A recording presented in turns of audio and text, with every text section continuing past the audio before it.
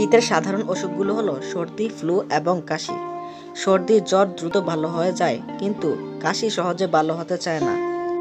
অনেক ক্ষেত্রে অ্যালার্জি, হাঁপানি, শুষ্ক আবহাওয়া এবং ধূমপানের কারণে কাশি হয়ে থাকে। এখন কাশি দূর করার কিছু উপায় এই ভিডিওটিতে শেয়ার করব।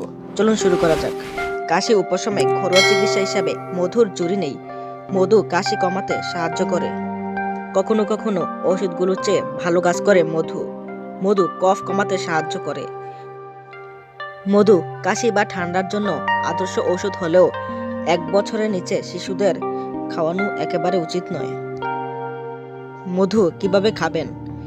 1 গ্লাস কুসুম গরম পানিতে 2 টেবিল চামচ মধু, অর্ধেক কাটা লেবুর রস আর সামান্য আদার রসের মিশ্রণে প্রতিদিন 1 থেকে 2 বার খেতে হবে।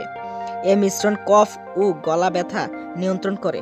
দিনে 3 বার করে 1 টেবিল চামচ মধু খেলেও কাশি নিয়ন্ত্রণে আসবে। নাম্বার 2, বাসক পাতা। বাসক পাতা পানিতে সেদ্ধ করে সেই পানি ছেঁকে নিয়ে কুসুম গরম অবস্থায় খেলে কাশি উপশম হয়।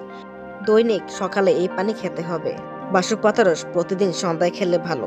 2-3 দিনে খুব ভালো ফলাফল পাওয়া যায়। তেতোভাব কমাতে রসের সাথে সামান্য চিনি ব্যবহার করতে পারেন। নাম্বার 3, তুলসী পাতা। তুলসী পাতা থেতো করে এতে কয়েক ফোঁটা মধু মিশিয়ে মিশ্রণ তৈরি করতে হবে। এই মিশ্রণটি দৈনিক 2 থেকে 3 বার খেলে কাশি ভালো হয়। নাম্বার 4, আদা।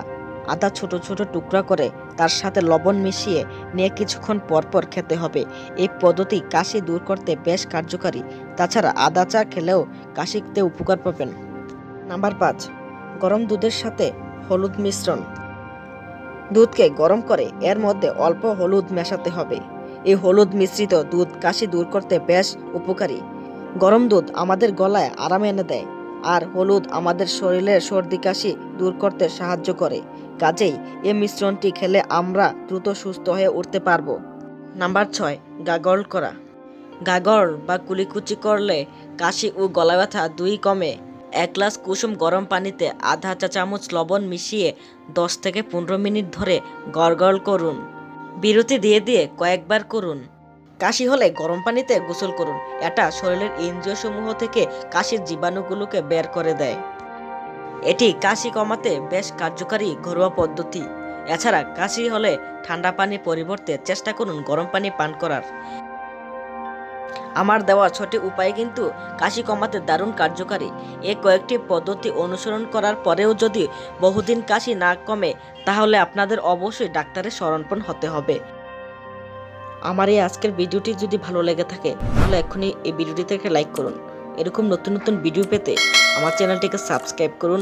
কমেন্টে জানিয়ে দিন আপনার মতামত। ধন্যবাদ সবাইকে। আজ এ পর্যন্তই।